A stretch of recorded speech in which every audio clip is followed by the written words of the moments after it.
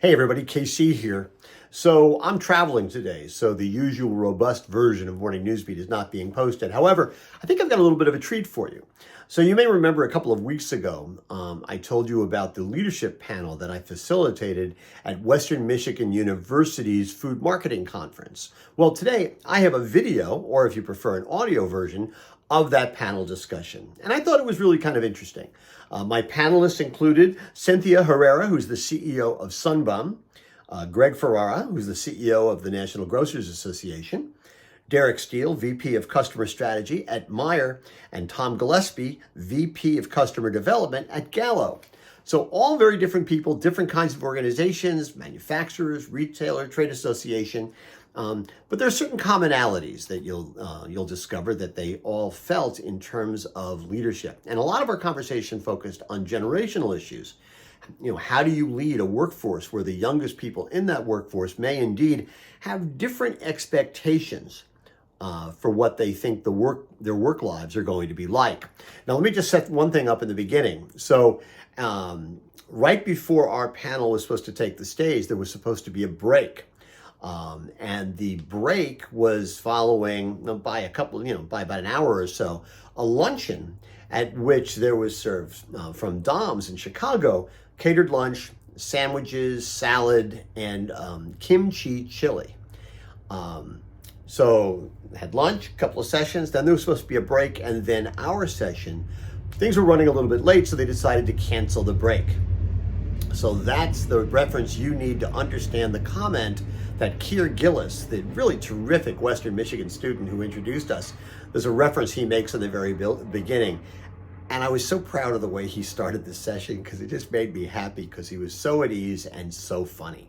So anyway, that's the setup. That's what you need to know. I hope you enjoy our conversation about leadership, and let me know what you think.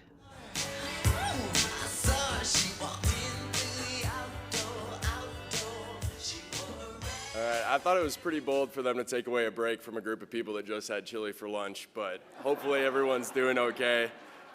Anyway, my name is Keir Gillis, and I am a senior here in the food marketing program at Western. And among my time here at Western, I have spent some time on the Food Marketing Association e-board, where I am the VP of Professional Events. I also had the honor of being a part of the 2023 NRF Case Competition team. Last summer, I spent time with Great Lakes Wine and Spirits as a sales intern. It was an incredible experience, and I'd only describe it as a sales gauntlet. And now, as Nick mentioned, I will be joining Hormel upon graduation in the spring in the Grand Rapids sales office.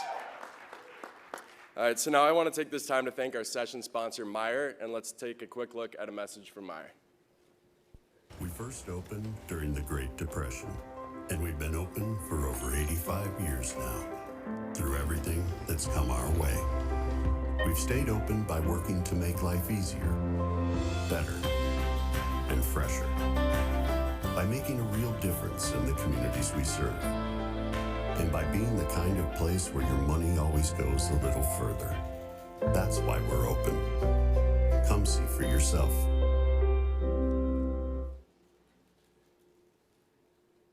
Awesome.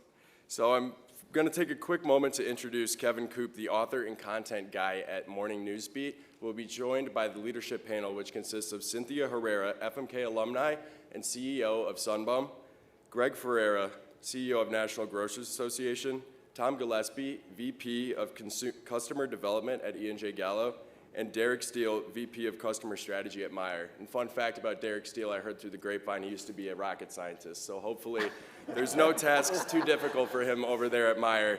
But before we hand it off to the leadership panel, I wanted to hopefully provoke some thought on leadership in everyone's minds today. I wanted to take a moment to share some insights on what leadership means to the newest members of the workforce. I took some time and asked my peers around me one simple question. Some of them, they have jobs, and some of them are still looking for jobs. But I asked, what qualities among the leadership in the companies that you're looking to work for or wanting to work for in the future or currently working for that stand out to you? And among all of the responses, empathy, integrity, resilience, honesty, a mentoring environment, collaborative spirit, and as Vivek, the CEO of Albertsons, quoted, no a-holes. So hopefully this spurs some thought in your guys' mind, and it really, everyone's looking for a friend and someone they can trust. So as the leadership panel begins here, I hope all of you take a moment to think about yourselves and how you think of leadership. Thank you.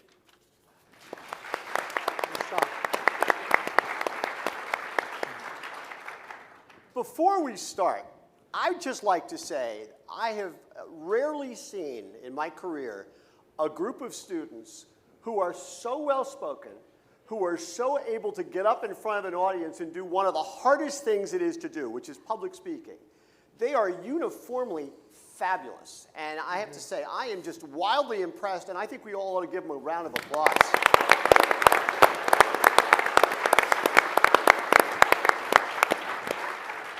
Okay, enough with the nice guy stuff.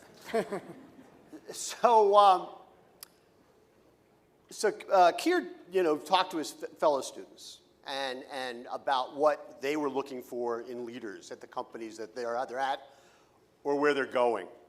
And, the words came back like empathy and trust and integrity and mentorship and honesty and the ability to create a work environment with a sense of belonging. That's one he didn't say here, but he told me about it earlier. And I'm not to be argumentative, but maybe to be a little provocative, I'm wondering, are they expecting or demanding too much? In the sense that, I've been working in a lot of places over the last 50 years, and I don't know that I've ever worked for anyone who had any of those qualities, well, some, maybe a couple, but not certainly all of them. I'm not even sure I have that now, and I work for myself.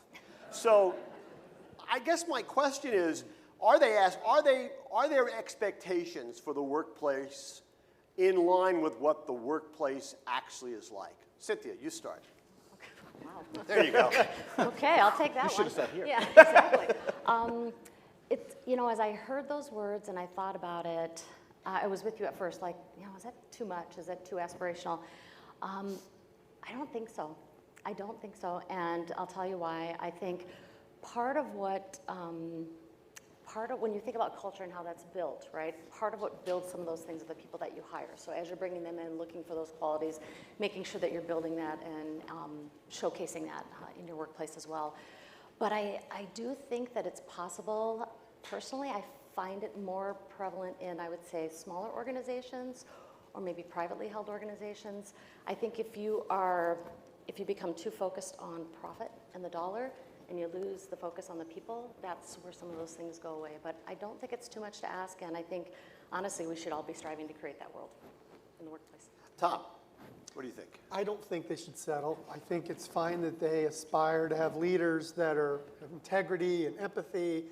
I think that's great. I just think you have to go in knowing that there's the other side too, right? There's the soft skills, there's the hard skills. Those same leaders are the ones that have deadlines to hit, have numbers to reach, tough decisions to make every day. So while they may have those characteristics, you also are going to get the other side, right? Because there's different levels of leadership that you have to employ at different points in time. So I think absolutely expect that in your leaders, but no, you're also going to get some other things along with that.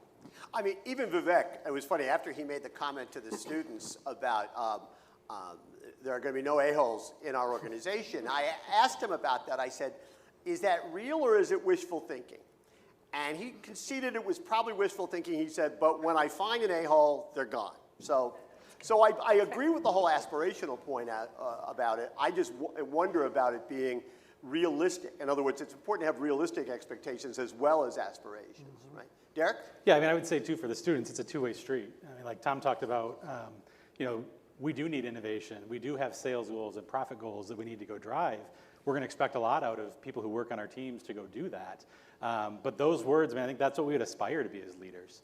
And when we think about how do you build a culture and things like trustworthiness and empathy, those are important, right? And I guess the other thing I would say is we'll probably disappoint you. We are humans, right? And I think whether that's by our mistake or maybe it's misinterpreted in a particular situation, it's not always going to feel that way.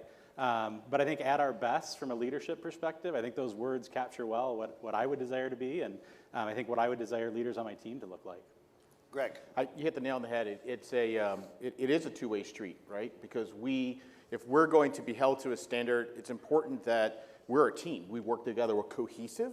And so I need honesty. I need people who are going to meet goals, who are going to be dependable, because if they don't, they're not letting me down, they're letting our colleagues down. They're letting everyone else down in the organization. And so we need to continue to talk about that. We need to check in often with each other.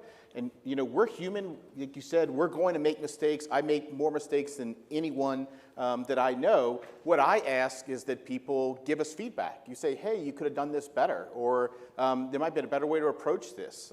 We actually started implementing, one of my colleagues is here, Chelsea Matson, who directs our Education Foundation, and this came from her about a year ago. She said it'd be really great if we would do an employee survey. We're about a 15-person company, so not huge. I said, fantastic idea, we did it. And then I took, just about transparency, I literally took the results from that, all anonymous, and we shared it in a meeting with the team. And there were things we were not doing great, and there were things we were doing better, but we were willing to do that, and we were willing to work on it, but it wasn't just gonna be me, it was gonna be all of us as a team. And I think if you approach it from that perspective, and we're all working together towards a common goal, then it can work. I was about to say I don't mean to put you on the spot, but I do want to put you on the spot. What was the thing you heard in that survey that was the hardest thing for you to hear? So it was really hard. It was very embarrassing for me as a fairly new CEO at the time to have to sit in front of my peers and say, look, I thought we were doing great in this area, and we are not. There was areas where we could have been done better. One in particular was around communication, culture and communication. People felt like people were becoming more siloed. They didn't know what was going on. One of the things that came out of that survey is I now, every Friday, sometimes on Monday, but normally every Friday, I do a weekly recap and a look ahead. And I have people within the organization feed information to me. And because people want to know, well, who was that person that was in our office in the conference room that was there? I didn't know who that was. People are curious. They want to know. Are you bringing someone in that's going to change my job, or is that a member that's coming in? So we started communicating better, communicating differently. I think it's working. We're getting often positive feedback from that.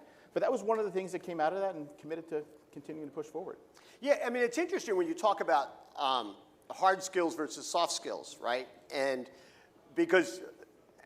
my first reaction when I heard the list of things that the students wanted is they struck me as being largely soft skills. Nobody said, I want somebody who's going to get more out of me than I could get out of myself. Nobody said someone who's going to demand excellence and won't accept mediocrity. Nobody said someone who's going to force me to think outside the box. And nobody said, what I'd really like to do is work for the next Steve Jobs or the next Jeff Bezos, right? And so I thought of it in terms of soft skills versus hard skills. So I guess I have two questions. One is, am I correct that those are soft skills versus hard skills, or am I showing my age by segmenting them that way?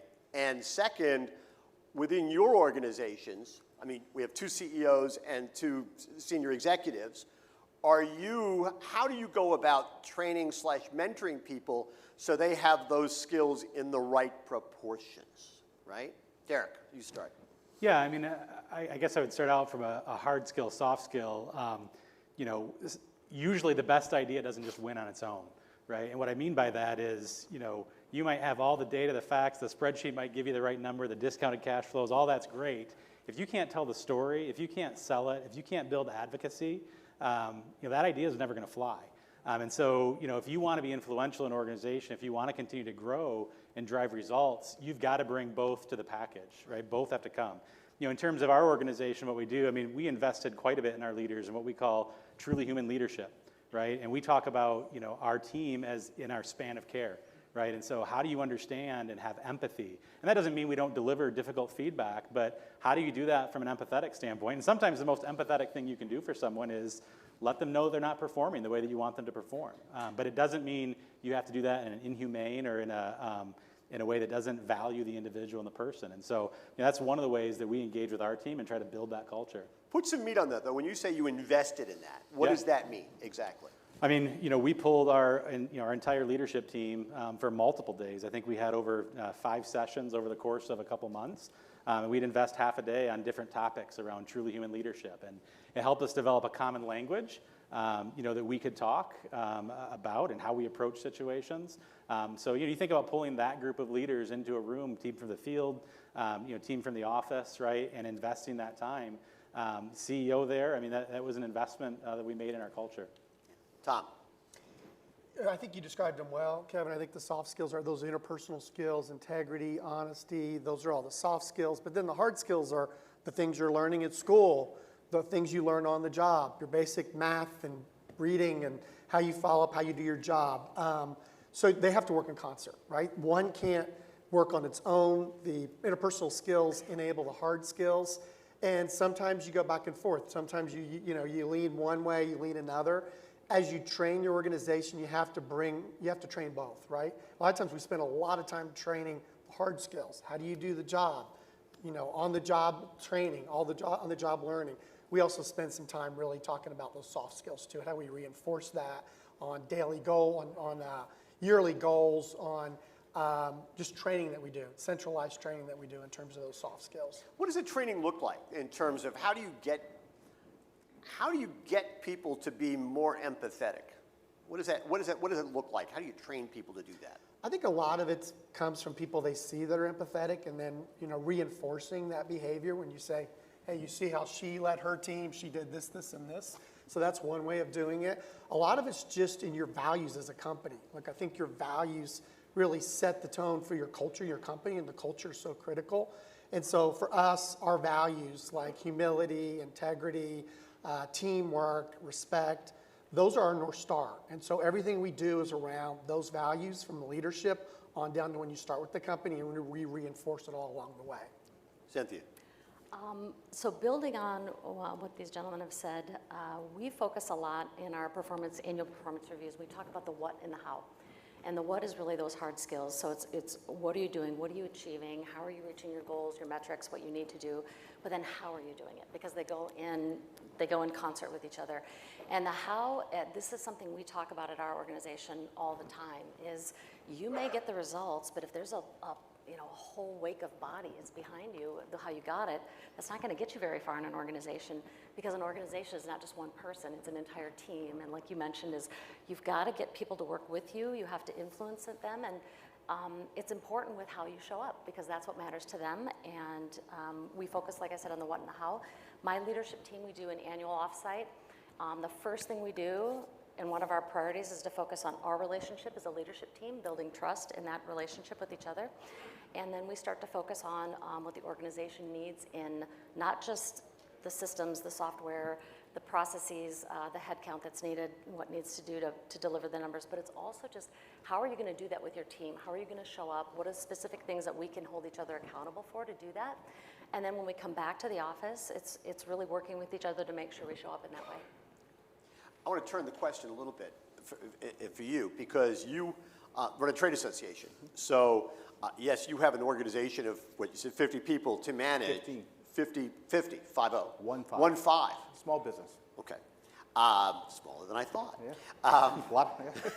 So, but my question for you is, in addition to sort of developing these skills internally, to what degree do you think it's important for NGA to help its members learn those skills? Yeah. In the sense of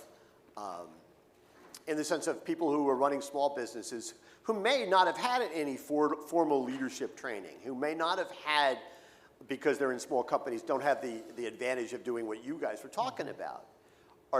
Is that something, and it's an honest question because I don't know the answer, I've never seen a leadership session at an NGA conference.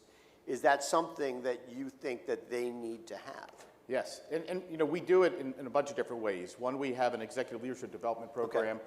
Where, and that is very personal. It's a lot of, how are you as a leader? What are your strengths, weaknesses, and whatnot? But if you were at our NGA show this year, the student case study competition, which many of the young leaders that were at the podium here throughout this conference have mentioned they were a part of, they solve a problem. And the problem they solved this year was around attracting workers and retention, and Dearborn Supermarket was the case study subject for that. And so I think those are ways that we're trying to make sure people are listening and they're understanding what is going to attract future leaders, what is going to keep future leaders. We try to have those difficult conversations and make sure people are adapting. Look, I was an independent grocer. My family was in the grocery business for almost 100 years in New Orleans. I grew up literally in the business. And my grandfather was there 9 days a week, and he worked from morning till 3 in the morning till probably 7 at night. And he didn't take any baloney, right? People don't work like that anymore. They're not going to work 7 days a week. They're going to go someplace else. And so it's either adapt or die. And those are conversations that we have to challenge our members. I say it from the podium at our keynote session that you've got to think differently. You've got to think forward. You've got to be willing to change. And if you can't do it, you better go find someone that can help you do it, because it's going to be essential for you to be successful. I mean, there are so many, I would imagine, for all of your organizations, there are so many generational issues, right, to be dealt with. And it's been interesting. There's just been a couple of stories that have popped up this week that I've had reference to on Morning Newsbeat about Gen X and how Gen X is, I mean, there's a perception among some that Gen X is lazy. They don't have a work ethic. They're not really ambitious. But then there's studies coming out, what they really have been missing is interpersonal connections, and that it's interpersonal connections that often drives people's engagement with an organization. You're nodding, so you're dealing with this, I guess. Well, I think it's what you're saying is this, the connection piece is really important. I think throughout even my life and my career, you just see people want to be seen and heard. Like, it boils down to people just want to know that what they're doing matters, that you see them, that you hear them, and that you value them. And I think that's what you're hearing these folks say is like, I want to work somewhere where I actually make a difference, or you can see me, or you hear me, and I'm up to something, I can do something. And I think that's the power of, if you want to see people work hard, get them excited about something that's in your company, and get them to love it, and then build that connection with the team, because that'll go a long ways. Derek. Yeah, you're thinking about what we went through during kind of the pandemic time, right? And bringing on, new individuals into our company. I think one of the biggest things we lost was that ability to make the interpersonal connection. And so when we have this conversation about coming back to the office, but we were doing fine, we weren't in the office. Well, we were, but how do you transmit that culture? How do you transmit those lessons that you don't learn over a screen, right? I tell people that, it says something about the culture at Meijer when you're standing in line to pay for your coffee in the cafeteria behind the guy whose name is on every building, right? That says something powerful about, what they stand for and how they treat people and how they think about their role. And I can't teach that to you if you're not there and if we're not having that conversation, if you can't see that with me. So that was just an interesting time and how we had to, work our way through that and build the culture coming out of it. Well, I was speaking to a young man in the back of the room yesterday at one point, and he was here, and he was really glad to be here because he was going to get to meet members of his team for the first time. Sure. I said, how long have you been working there? He goes, 2 years. And I went, one can only imagine how, you have to feel somewhat disconnected, even if, as great as the company may be and as much as they may want to connect with you, if you're working at home, it's hard to make that happen, at least if you're at home on a full-time basis. And yet, I'm assuming all of your companies have had to deal with that notion of work at home, work in the office, hybrid, how many days are they going to come in, that sort of thing. Have you any solutions to how you've sort of dealt with that problem in terms of leading forward? Well, in our industry, our distributor reps were on the front line. So they were calling on the grocery stores and the retail environment every day of the week. So that's because there was nothing we needed in the pandemic more exactly right. than products from Gallo. Well, yeah, they were, that group was not removed. The people that work for Gallo Winery that call in the distributors, they were stuck in their apartments and homes. And so that was really difficult because, look, we tend to hire people who love interpersonal interactions with each other. And I think the Gen Z and the new people had it the toughest because it was really tough to start with a new company and they'd be locked up in your apartment for a year and a half or 2 years. So what I would say is we've made a huge comeback. We've kind of gone really full swing back over the past year and really tried to make up for lost time, really, over the past year because it was definitely missing. As many calls as you did or social happy hours you did, it just didn't make up for what they missed for those 2 years. And so we've been very diligent for the past year of different ways to bring all these groups together. People in remote areas of the country, how do we bring them together?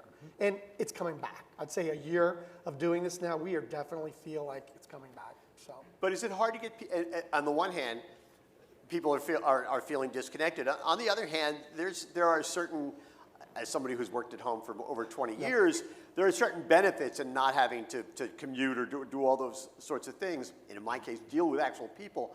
But, really? But has it been hard to kind of get people back? I mean, it's interesting. I mean, because there is an image out there of, again, it's a generational issue. Well, people are going back to the movies, going out to concerts, going to restaurants, going to parties, but they really don't want to come back to the office. And I don't know that that's a generational thing. I think there are probably a lot of baby boomers who feel that way too. So has it been hard to get them back in, Greg?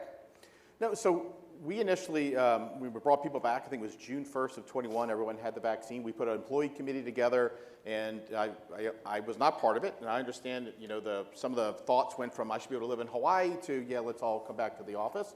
And we did that for a while. Then I realized last summer we were losing some productivity. We were losing some energy. And so we added a third day. We call it a team day. So the teams can decide what day that's going to be. So it's 2 days in the office plus a team day, 3 days. 2 are optional telework. But I've got to tell you, if you have an office where everyone comes in, goes in, and closes their door, and doesn't engage, you've got a problem. You've got a problem beyond just getting people to come back to work. So you've got to be purposeful. As a leader, I intentionally will have lunch in our kitchen area with whoever's there. I want to engage people. I walk around, get out and talk and make it fun, make it engaging. We've got a young team, and for them to be able to interact with me and our other leaders is really, really important. And I think I've seen the energy level when people are there and the productivity is really awesome. But we also understand people want flexibility. I'm an extrovert, if you haven't learned. I'm overboard sometimes. And so I thrive on being around people and being in the office. I learned, from the pandemic, I had people work for me share, I'm an introvert, I need to recover. I need a day or two to recover. So learning to listen and understand and have that flexibility, ensuring that we're still meeting our metrics, we're supporting our customer base, we're achieving our mission is important as well, but we can do this. Think positively, can do. Cynthia, you're nodding. I'm just laughing because, so Sunbum is a really different kind of culture and feel. We're 2 blocks from the ocean. Our employees will surf on their lunch break. I mean, it's you don't want to get sand in the laptop. It's a different vibe out in California. But we brought folks back same time frame. I think I might have been the only person in California that was fighting to bring people back. And what we found was we had a really unique culture prior, just really togetherness, family-oriented, just this community feel. I joined Sunbum in the late summer, fall of 2019, and then COVID hit, so that was super great. But what we found is the same thing, is you're super productive the first couple of weeks of that when everything was shut down. But then after that, that interpersonal relationship piece started to fall apart. And when we brought people back, we really tried to focus on that flexibility and listening to them and hearing them. And yeah, people work harder than I've ever seen them work now. But we do try to encourage wellness breaks. We do yoga, we got what we're doing in California. But we try to build a little bit of fun into it. And for those that are introverted, it's optional. Like, we want to give people that peace. But at the same time, just getting people back together was so important to rebuild the relationships and get back on the track of driving the business of what we were up to. You offer a yoga at Meijer? No, or if we do, I'm not attending. But I would agree. I think what we heard more from our team members than flexibility was the word trust. Yes. Right? They wanted to know that their leadership team trusted them to get the work done in a way that worked for them. And so, we implemented a hybrid policy. We asked everyone to be together 3 days because, I talked to my team, and they said, well, we want to come in whenever. I said, well, what if the team you want to work with decides they want to come in whenever and you can't meet? Oh, yeah, that wouldn't work really well. So, we built some there. But, what they wanted more than anything is, look, if I got to be late to get my kid on the bus, or I've got a doctor's appointment, can it be okay? And, I think once we broke down that barrier, that's really what the team was asking for. And I wanted to hit too on, Greg was talking about the interaction. I think there is so much that happens in those informal conversations versus the 30-minute meeting. And from a mentorship standpoint, just the ability to be there. And for students who are going out, we have an open door policy. I imagine, some of these folks do as well. We actually really mean that. And so we love it when, or at least I do, I won't speak for everyone, but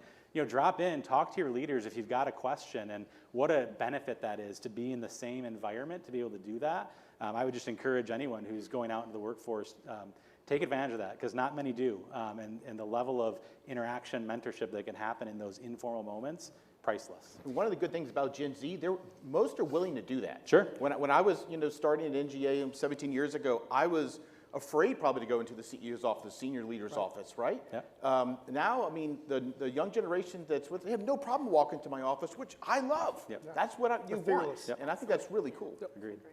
Early in my career, I worked for a name that maybe 3 people in this audience will even recognize, and they're going to be even older than I am.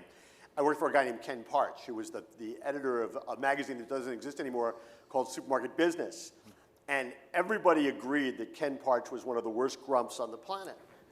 But I always got along with Ken because I would walk into his office. I'd sit down because I had just started writing about the business. So this is almost 40 years ago. And I'd ask him questions.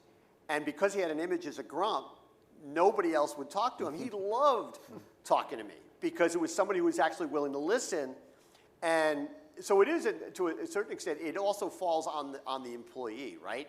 I mean, it's really important for you as leaders to keep your doors open, but I think it's important for whether students going into the workforce or, quite frankly, people in their 20s and 30s who are still working their way up the ladder to be willing to go through that door and not be intimidated by it. I want to ask about methods of communication, right? Are there ways in which you find in this modern world in terms of communicating with people, what's the best way to do that? And my part 2 to my question is, how much time do you spend worrying about what you can say and what you can't say? Right? Because there are nothing but landmines out there. I don't know how many people saw this story. I just happened to see it as I was skimming the paper this morning. Apparently Whoopi Goldberg is in trouble again because she used a word on The View that I didn't even know you couldn't use. It was because apparently it's a Romanian slur. And so she had to go out and apologize. And I'm thinking, oh my God, I mean, I don't remember using that word, but I could have and would never even have thought about it. So how do you communicate, and then how do you sort of stay current on what you can and can't say? Cynthia, I'm going to start with you. Jeez, what? Why? Right, like, is it the lights that are just? You were looking at the ceiling. I was thinking, because that's a good question. No, so first question, how do you communicate? So I do a weekly email, and I try to make it fun, and my team knows that memes will come my way, or try to shoot some memes out. So I do have to be really careful with those appropriate memes that I'm sending or not. But I try to make it light, but keep it informative. I also spend a lot of time, we've got a number of different buildings on our campus, so taking time to walk around to those new hires. I try to set up a regular lunch to meet with people one-on-one. And I just try to stay close to the front lines, whether it's with the customer, the community, our ambassadors, our team, whatever. So we've got a smaller organization, so teams communicate regularly. People aren't afraid to come talk to me, I hope. And I certainly will talk to them and bring things up that may scare them a little bit, but let's talk through it. I think the second part of the question of how do you, what was it again? It was like, how do you know what you can say and can't say? Gosh, Because well, I've got some team here that'll tell you my filters.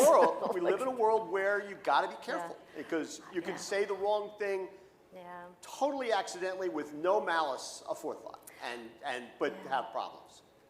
I don't even know that I have a good answer for that other than, listen, there are things that'll just come up here and they come out there and I'm like, oh crap, what did I just say?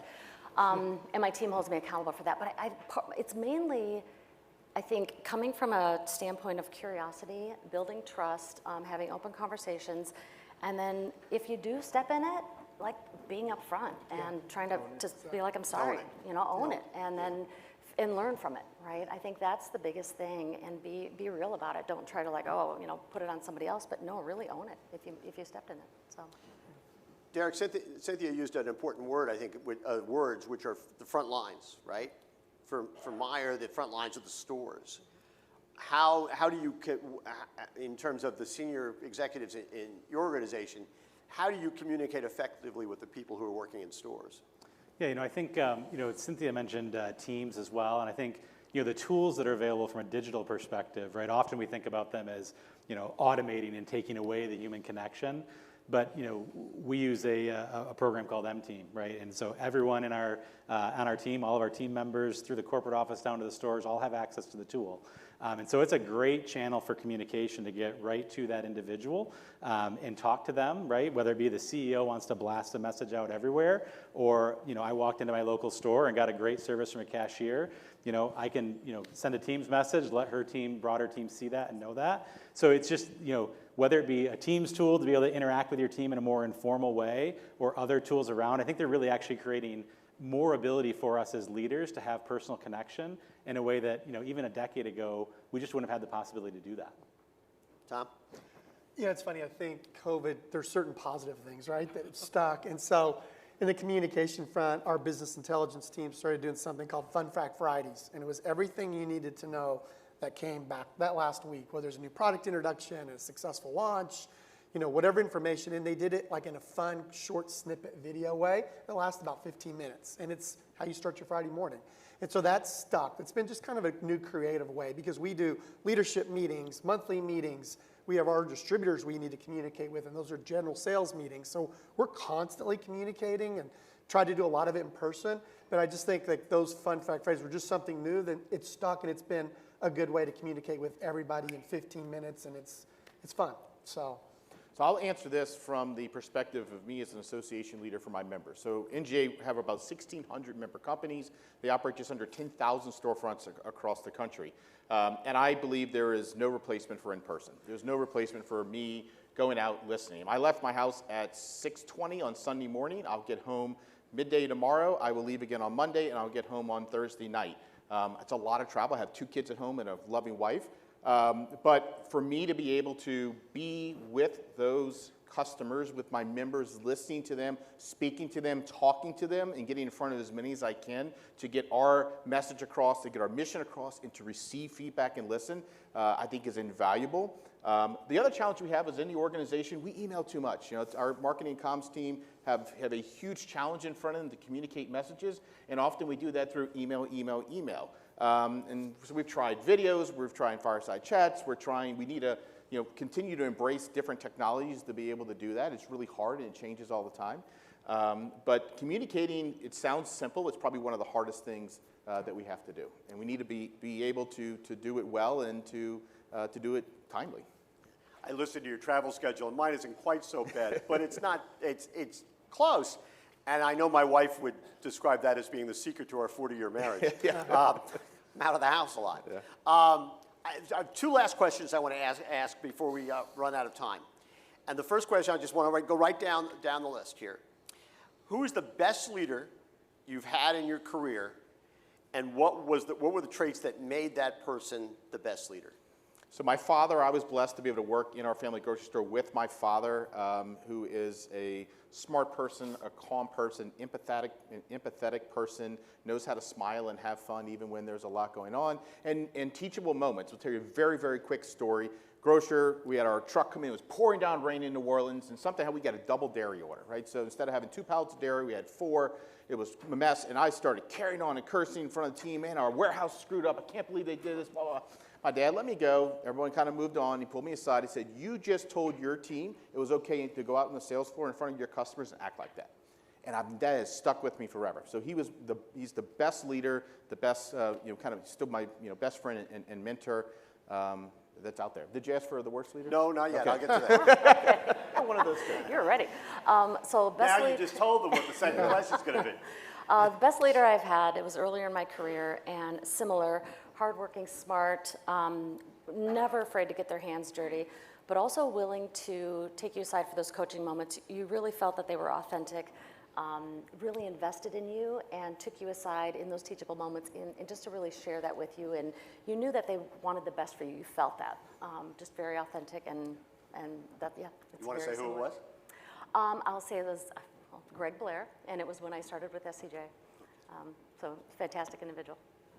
I've had a lot of good leaders, but I guess the thing that stands out to me most is, leadership. You have to be able to identify talent and cultivate talent. And 10 years ago, a leader identified to me. My career was heading in one direction. He pushed me in a different direction. I didn't really agree with it at the time, but he saw something that I didn't see, kind of raised a new bar. I did it. I didn't like it at the time, but quickly I realized it was the right decision. Now I look back and it was a great decision. So for me, it's like that leader who sees something maybe that you don't see, that pushes you to a level you don't even know that's there.